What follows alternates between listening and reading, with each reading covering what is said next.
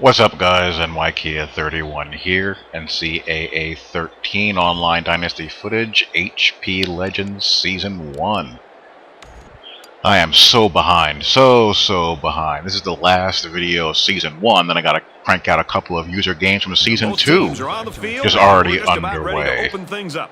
But anyhow, as you can see here, I'm taking my Yukon Huskies up against number 1 Pitt. The Pitt Panthers doing work in Season 1. The quarterback leads the team out on the field for the first drive. And what you'll see here, as we start out on offense, running the old run and shoot. Actually a pretty, halfway decent run and shoot team in year 1. But you will see what a bad Tampa 2 team looks like, as I do not have a whole heck of a lot of guys who can cover. I have one good defensive lineman, my defensive end, Trevardo Williams, who in this game actually breaks Terrell Suggs' single season sack record. But he's pretty much only won a defensive line worth a damn. They'll change the play at the line of scrimmage. So you'll see how that sucker pans out. But anyhow, I wanted to go around college football a little bit. And I'm going to start out with good old 4-0 ND, Notre Dame. Notre Dame knocks off Michigan 13-6. I enjoyed that game. I have gotten so sick and tired of Denard Robinson basically beating Notre Dame by himself these past few years. That it was finally nice to see the final exposing of, in my opinion, one of the more overrated players in recent college football history. So Notre Dame stands at 4-0 with wins over Navy and the Little Ten, Purdue, Michigan State, and Michigan. And that begs the question, how legit is Notre Dame's 4-0? As we get into October, Notre Dame has a bye week this week. They go in and they play Miami in what is basically a home game. They play at Soldier Field.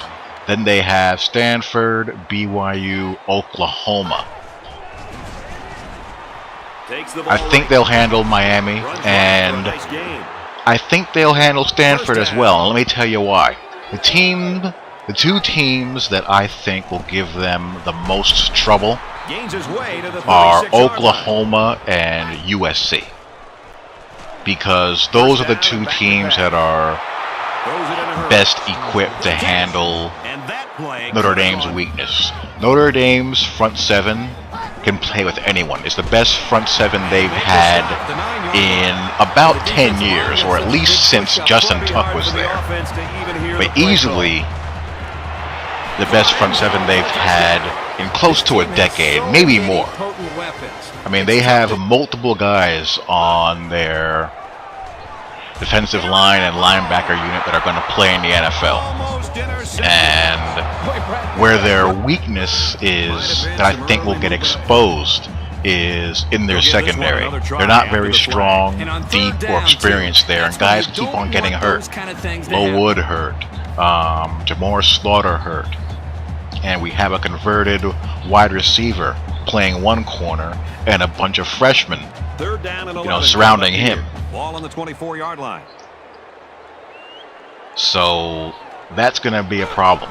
And I think a team that can spread them out and pitch the ball around like Oklahoma will give them fits.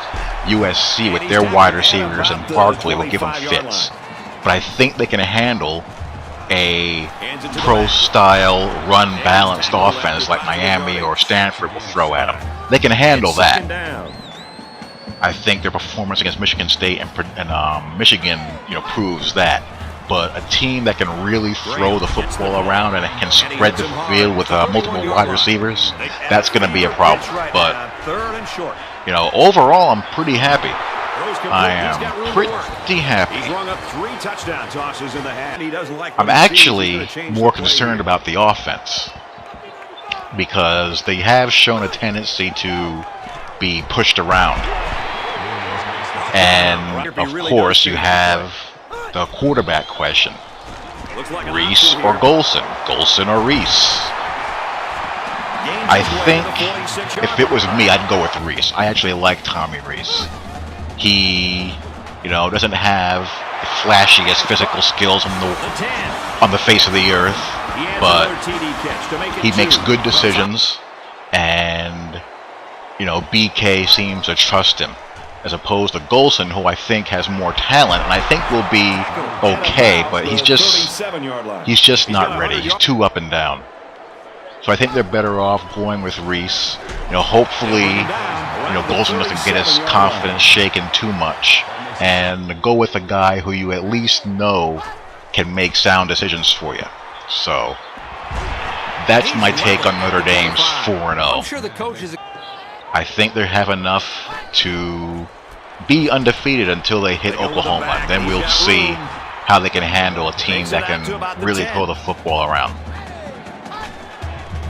As far as other things in the college football world, LSU almost threw a big monkey wrench into everything. And this is what I hate about polls. Yes, LSU had a scare and a close call against Auburn. That can happen. And yes, Oregon completely blew the doors off of Arizona. But I don't think that's justification for leapfrogging, you know, Oregon over LSU. I still think LSU is a better team. Oregon has yet to prove that they can move the football like they do in the Pac-12 against a quality SEC defense. So I still think LSU and Alabama are the two best teams in the country. You're going to have, you know, a scare at some point in time in the college football season. You just are. And that was LSU's. So I would have to go Alabama, LSU still. I would actually put... Do I want to put FSU ahead of Oregon? Makes it out to about the 43. No, I won't. So I'll go Alabama, Auburn, Oregon, FSU. You know, typical Oklahoma. I think Bob Stoops has kind of peaked out there. You know, he's been there a while. He's had a great deal of success. I think that program has just kind of plateaued on him now, and it might be time for him to move on. This guy has that innate ability to get... I liked what I saw out of South Carolina. Are they better than Georgia? Who knows? I don't really trust Georgia that much. And the team no one is talking about is West Virginia, sitting there at number 8 and putting up insane passing stats. You know, Geno Smith has just been outrageous. But I guess, let's take a look at West Virginia's schedule. This is what they have coming up. They're 3-0, number 8. Geno Smith has just been insane. And they got we're going to find out about West Virginia very soon. They have Baylor, who's coming in at number 25. Their next 4 games are Baylor, Texas, Texas Tech, K-State. So we're going to find out the truth about West Virginia in some pretty short order. Looking to throw on 3rd and short. Deep ball, laying it out there. Dudes are averaging 370 yards passing a game and 159 rushing yards. I mean, that's just, and 47 points a game. That's just insane. But their opponents have been Marshall, James Madison, and Maryland. So more needs to be shown by them.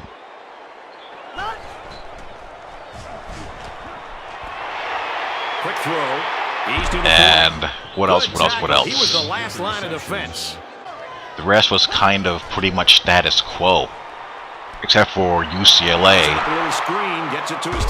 losing to, you know, Oregon State. There's just certain programs you just can't trust in a big game or, you know, during the season. UCLA is one of them. Georgia, Clemson. Those are the kind of teams that always seem to let you down. Florida's looking good. I'm hoping Florida, let's look at Florida's schedule. I'm hoping Florida can get to the Florida State game with no more than one loss. A little more than 2 minutes to go in the fourth quarter. Let's take a look as young Mr. Driscoll just keeps getting better and better. Yeah, their schedule's getting pretty hard. They have Vandy, and Vandy's no cakewalk. Actually, they have LSU on the 6th, then Vandy, then South Carolina, then Georgia. So the odds of them getting through that with only one loss is pretty slim. If they can split those 2 games, they would have done really, really well. But I like what I see out of Driscoll. He keeps getting better and better every week. And I've said this before, I think that kid's the real deal.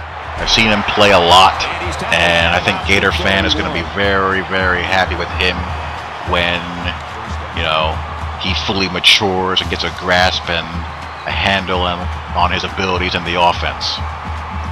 So that is that for this little roundup. And oh, you had Miami pretty much saving their season thanks to Georgia Tech giving another game away.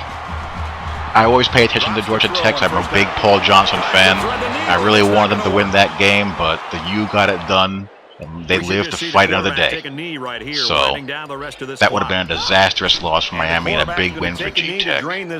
I'm kind of bummed that G-Tech lost it. So that's a quick little wrap-up of the past college football week and a little State of the Irish address as I go down to Pittsburgh. Gave him a good fight, but I just don't have enough coverage people and not enough on the defensive line. But the recruits are coming. Got a good recruiting board for this year. And Season 2 is underway, and I'll have vids of the Season 2 user games up fairly soon. So, talk to y'all later. Peace.